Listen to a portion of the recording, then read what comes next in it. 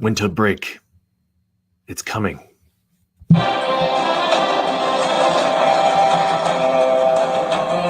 have to turn this off in a few seconds or else this gets off of YouTube. All right, so this is College Success Coaching, and I'm Eric Allen. Let's do this.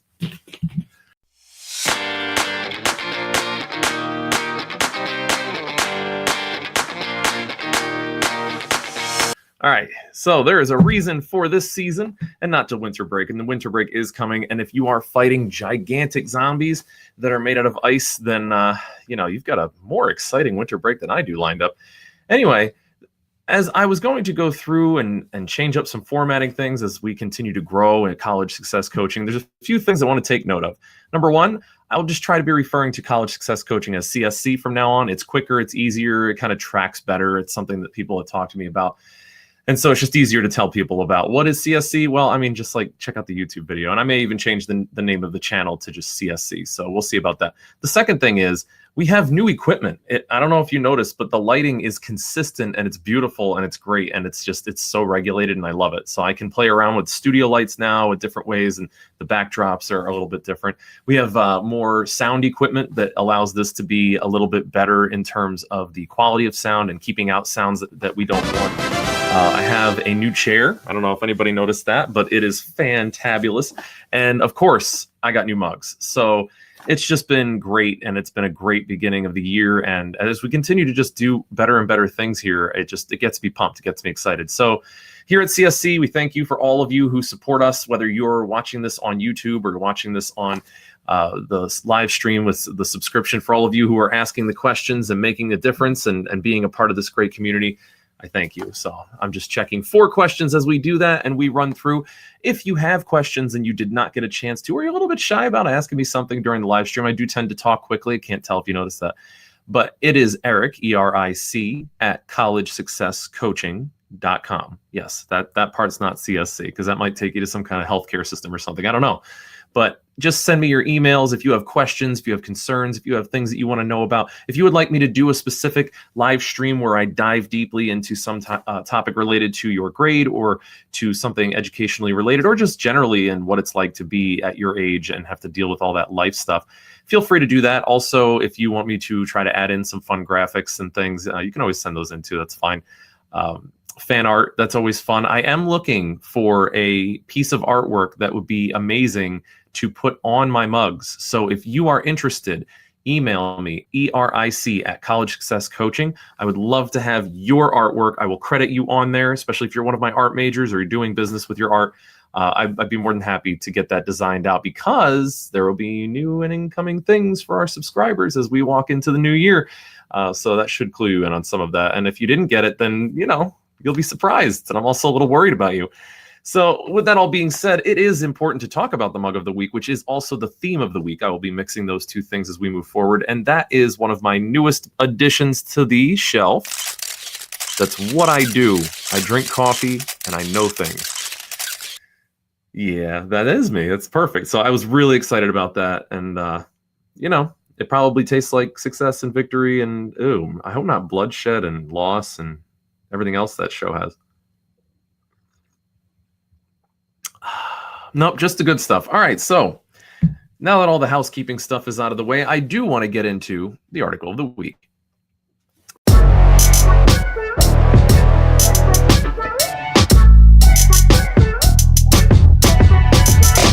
The article this week, if you jump into the chat, you can see that and click on that. If you are watching this from the YouTubes, then please stop watching this right now. Pause it, because you know that you're late to the game. We've already talked about this a week or two ago. Jump on the link that's in the description so that you can sign up to be a subscriber. It's only $0 for the first 2 weeks and then $50 a week after that. And it does go to supporting more and more content, more experts coming on, more things that we can do for you guys in a community aspect, and building growing communities in schools and colleges. We have big plans. We have a lot of things moving forward that we're going to be doing, including ambassador programs and an actual national organization that we are going to be a part of. So I'm excited, and I'd love to have you excited too and be a part of what we're doing.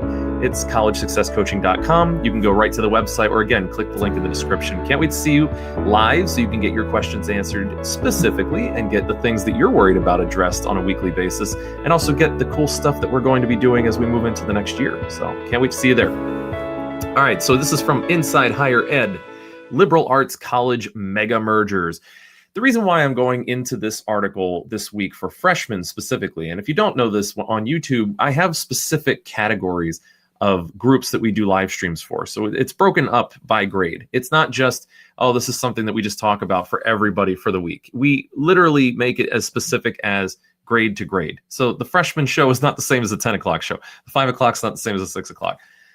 And so for first year students, I want to have the landscape addressed a little bit differently. I mean, you guys are walking into high school very well prepared to get into the know, especially if you're here, get into the know about what college is like now.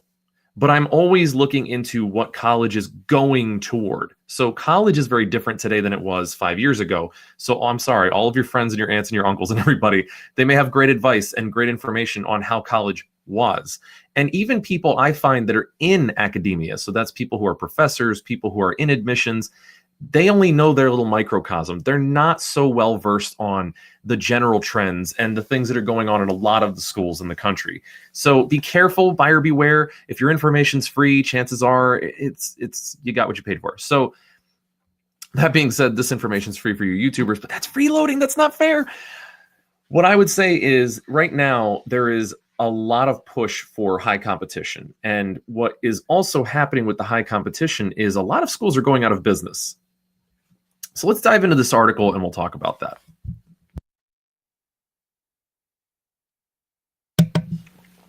Okay. Every week or two, we hear about a liberal arts college closing its doors or cutting faculty and programs. Like I said, everyone agrees that for the remaining schools, competitive pressure is only going to increase with declining enrollments and increased discount rates ahead. Many scholars have predicted that between 10% and 50% of these small colleges will be forced to close over the next 2 decades. Which institutions will survive and which ones will close? And how do we respond to this reality? Well, they're going to tell us.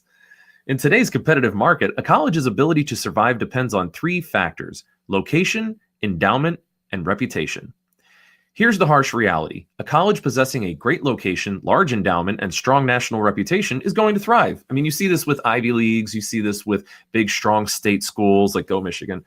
You see that with a lot. I'm not necessarily just a Michigan fan, but just for my people there, I do. I'm going to root for you guys. I'm going to root for all of us CSC people. A college possessing only 2 of those strengths will face some of the challenges, but should be fine as long as they have sound and positive leadership. That's a big if. Read the news. A college possessing only 1 of those qualities is in for a very rocky ride with a high percentage chance of failure. And colleges that fail all 3 tests, colleges in a poor location with no national reputation and a small endowment, are doomed. Whoa. There was a lot of O's in there. Not really. I've added those. For schools in this last category, there is very little hope. Wow, this is really up to an optimistic start, guys. No matter how good their leadership or how successful they are in explaining the value of the liberal arts to the outside world, they are not going to find traction in today's education market. If a college is poorly positioned based on these 3 factors, what should the Board of Trustees do? You have only 3 options. So this is literally laying out what colleges are doing when they are in trouble. Option 1, you stay on with your current path, survive as long as you can, slowly spend down your small endowment, and then close. This is the option most faculty and some staff would prefer because it sustains their jobs as long as possible. Yeah, I'm not sure on that one there, author. Who's the author of this? Hold on. John Kroger. Well, Mr. Kroger, I'm pretty sure nobody likes option 1. I'm just going to throw that out there. But he says it sustains their jobs as long as possible. It is also the option most colleges will pursue from sheer inertia. That I may agree with. I have seen this happen for many colleges, but that anybody would prefer this option, I think they would try to look at what door number 2 has. So let's look at door number 2.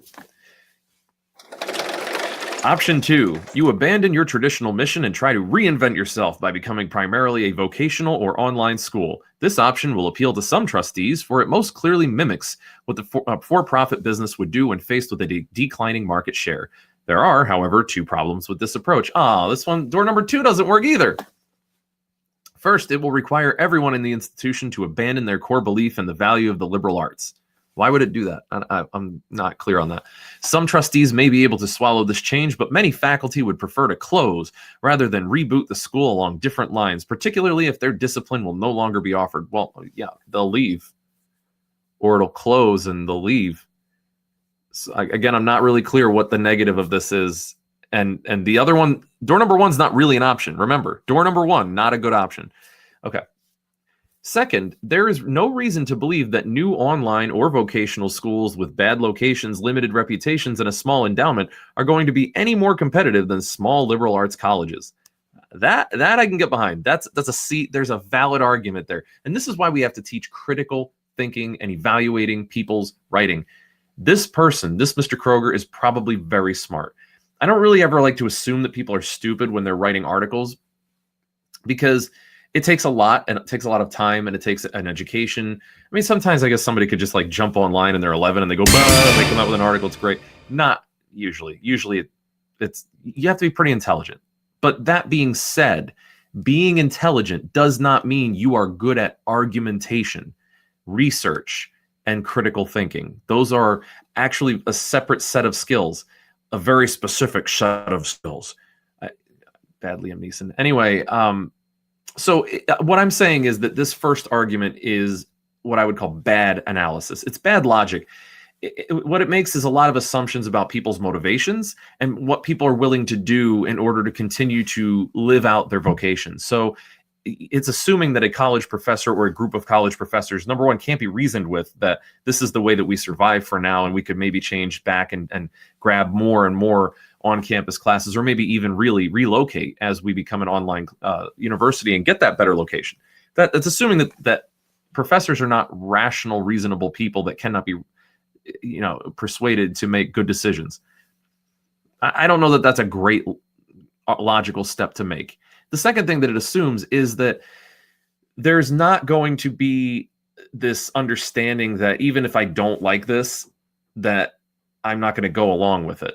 Jobs are at a premium. Professor positions are in a higher premium. So it's not like the professor's going to say, no, I say close the doors. They're going to say, yeah, I'll go on Indeed and look for more jobs. But knowing that it took me 4 years to get this one and I'm not even tenured yet, I think I probably will keep my mouth shut.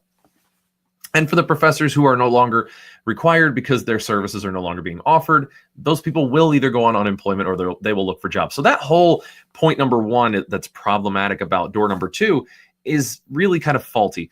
Now, second problem is it's a valid problem. They didn't pick a great location. The internet also has real estate. So maybe the website is clunky. Maybe it's difficult to get to it. Maybe they don't have SEO that's really optimized so that they can do well, so that they're not getting found. Maybe they don't have a marketing budget that would be serviceable for the internet. And, maybe the things that they offer are at a rate that other colleges are going to kill them on competition with. So it might be the case that this is not going to work either. So I would agree that it's not necessarily the good move, but only because it might not be any better in terms of competitiveness than the first option. But let's look at option 3, door number 3. I don't know why I'm doing that. Anyway, so option 3, merger. I did not say burger. I said merger. It reminds me of another video. If you look on the channel, there was a video about a person who was writing about how they were kind of picked on campus and their last name sounded a lot like burger, and I was having a really hard time. But no, merger. Right now, there are probably 200 small liberal arts colleges facing potential closure over the next decade. If they follow options 1 or 2, virtually all will close. But what if they merge? When we talk about college merger, we typically imagine 2 schools in the same geographical area throwing in their lot together. This kind of merger is unlikely to change a college's trajectory toward demise, but what about a mega merger? Mega merger. Yeah, that sounds cool. What if 10, that's a lot, small, uncompetitive colleges merged together to create one stronger entity, like the Power Rangers, but like 10 of them. What would that look like? It would probably look like the Megazord. What would that accomplish? Hopefully the end of the episodes in Power Rangers. If sparks are involved and there's giant machines, I want mega mergers everywhere. But imagine that the boards of 10 struggling colleges decided to merge and combine their strengths. They could retain one campus in the most competitive location. The land of the other 9 colleges would be sold off and the proceeds put into endowment. If each school brought $25 million in endowment and land value to the deal, the resulting institution would possess $250 million of endowment, enough to support a small liberal arts college in the tough times ahead. The newly merged institution would retain the best 25% of faculty. Wow, that's 75% got axed, but continue. Raising average teaching and scholarship quality. Each college would name 3 trustees to their new board, hopefully the best 3 from each campus. A lot of axing. College leadership could create a new brand or retain the name of one of the 10 schools, if that name had market value. Wow, just really only keeping the good name and location. And probably the name and location are different too. So it's like a different name slapped onto another location that just kind of was better for highway connection. The names of the other schools would be placed on academic buildings and dorms of the newly created entity to preserve some institutional memory. The result would be a strong college capable of continuing the liberal arts college mission into the future. Could this happen? Yes. Will it? Probably not. The collective action problems are severe and faculty and staff opposition would be intense. But wouldn't this scenario be better for the liberal arts long term than an endless series of small college closures? Wouldn't it be better to have 20 strong institutions than 200 failing ones? Wouldn't it be better to preserve 25% of the teaching jobs rather than none? Shouldn't colleges consider mega mergers before it's too late? Wow, like John Kroger, this is really interesting because it's kind of like an either or argument. So it's setting up like a Sophie's Choice, where it's like, well, you know, you could do a merger, and even though 75% of 10 colleges staff is going to be axed and 75% of the board of trustees of each college are going to get axed, and all of the locations but one out of the 10 is going to be destroyed and sold, and all of the names are going to be lost and forgotten, and old building names that you have to go to the campus and look at, but one is going to survive. You could do that, and that's going to save what college is getting saved here. Or you could all close slowly and die. Well, here's a problem with that. If we don't merge, and we are the popular campus, we are the one at least that has the best location in an area, and one by one, these other colleges start to die. As they die, we welcome with open arms the remnants of each university. Every university, year after year, gaining more alumni that are willing to increase our endowment little by little.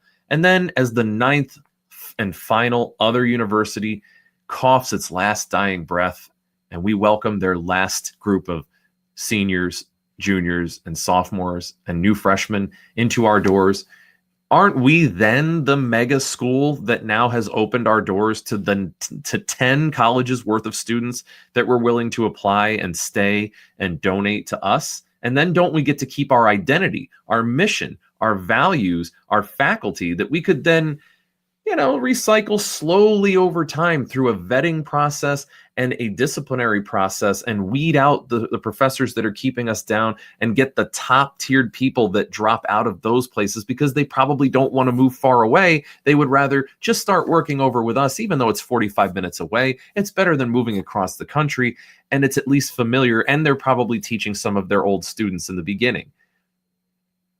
Does that scenario sound impossible? Because I don't think it does. And here's why I'm bringing this article up in the beginning. Because, I mean, again, it's always good to critically evaluate these articles. And when they're written poorly and they come up with something that's inflammatory and kind of sensationalist like this, there's still a lot of truth in there. And what this article is really providing us is this nugget that small colleges are in trouble. And if you've been following the channel, CSC, we've been talking a lot about what is it that's going to happen for you in 4 years? How is college getting to be harder and harder to get into? In other words, what's happening? with college at large. Before, there were a few Ivy League schools, like really top tier colleges. Then there were like your mid tier or like your mid top tier colleges, and then there was your mid and your mid low, and then there were lower tier colleges. And each one serves different purposes. In a large and robust educational marketplace, these colleges were able to accommodate all types of needs for higher education. I'm just here to get a certificate. Okay, so I could go to the college where it's cheapest, and it doesn't have to be the best, but I'm going to go in there and get those classes. I'm in high school and I need to take the community college classes to get those credits. I can do that at the community college, and it doesn't have to be top tier. That's fine. I'm looking to go into the highest end field. So I want to get into the specific job. So I need to go to the specific school. And it maybe isn't the top Ivy League school, but maybe it has the best business program, Indiana, or Miami. So it's just, there's a lot to factor in when you have a large and robust marketplace. But what's happening, not what's going to happen, what is happening right now is that a lot of these colleges that are in the middle, low middle, and middle are struggling, because students are looking for either the top value, and now, like I have said many, many times, it's getting more and more competitive for you all right now. Your expectations for a good GPA are much higher, or should be much higher, than your siblings and your friends that just graduated. I'm telling you right now, things are getting harder. The average GPA in schools admissions is going up. The average SAT, ACT score is going up every year.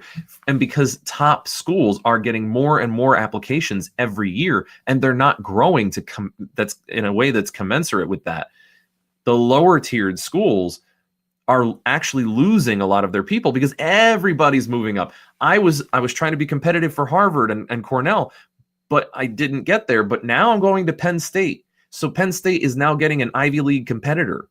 And now Penn State needs to weed out some of those people. And so now I was trying to get into Penn State. So I was trying to be competitive with Penn State, and I could have gotten in there 3 years ago, but now I can't, but I can get into, and you see how this continues to go down and down to where now to even get into a good school, you need to do extremely well. But what is also happening is there's a tightening up where it's all getting top heavy, and these schools that are in the lower mid tier, not the low tier, because there's always going to be a need for community colleges, but the low tier, like these liberal arts colleges that are just, they're okay. They don't have a great reputation. They're not in a great location. They rely on in-state people coming there as their secondary choice. Well, now they're the tertiary choice, or they're fourth and fifth and sixth down the line on the choices, and they're just nobody's going in. And that's the scary news for them. But that also is putting more pressure on you, because you are now going to have less people applying to those schools, going into those schools. And that means the competition is increasing for the schools that you are striving to get into. So the whole thing is getting more and more top heavy, and we are creating a dichotomous system of ridiculously difficult schools to get into and everywhere else. And when that middle road is eroded away, and you end up with either these mega mergers, which I'm not sure is a reality that will ever happen, or more like what I was saying, where like you'll have a last man standing, and it'll be the college that's kind of okay, and now they have a decent reputation, the costs will go up because they have to, because they can. And because there's less and less institutions, it will be even more necessary to apply to the few schools that are left in the mid-tier. And so you'll see the pyramid continue to grow, and the tip gets finer and finer. So that's what's really important for you all to kind of just be on the lookout for what this means for you all. And you can ask me more questions in the comments if you're watching this on YouTube. You can ask me more questions as we go into the Q&A section next. But I just want to give you an idea of all of these things happening in the landscape. And again, we're never going to get all of it at once, but that's why it's important to keep staying tuned and stay with us week to week, because the full picture becomes clearer. And as I continue to gain more information, you will continue to gain more information. We will continue dialogue, especially if you're starting a CSC chapter outside and you are talking with your friends about the things that we discuss here. The more aware you are of the surroundings, the more seriously you will take your education. And that will help you to just be more motivated and for things to be easier for you to make good decisions. So with all of that being said, this has been the Article of the Week.